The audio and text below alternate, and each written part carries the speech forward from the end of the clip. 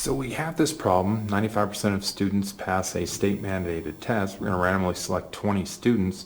Find that probably more than 20 pass the test. Well, hopefully we realize that can't happen. You only had 20 kids taking the test. Probably get more than 20 is zero. But here's where it gets interesting. Equivalent to getting more than 20 successes is that you have a sample proportion that's over 100%, greater than 1.0. So if we're careless, we might say, oh wait, I know how to solve this problem.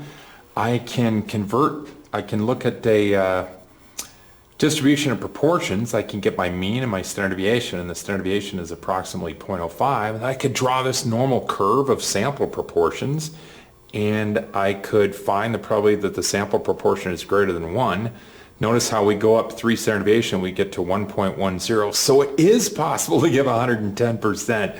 Anyhow, so then we get down here and we make so then we get down here and we say, okay, wait a minute, the empirical rule, look at that, 68% in the middle, 16% of the population is above 1. So my probability of getting more than 1.00 as a proportion is 16%. Well, that's ridiculous. How did we end up making a mistake? The mistake we made was we didn't check the conditions that have to be met in order to trust that a normal curve superimposed over the discrete distribution would be a good approximation. Well, that means that the distribution is not bell-shaped. It's going to be skewed like this one right here. So there's no way that we would assume that we could take,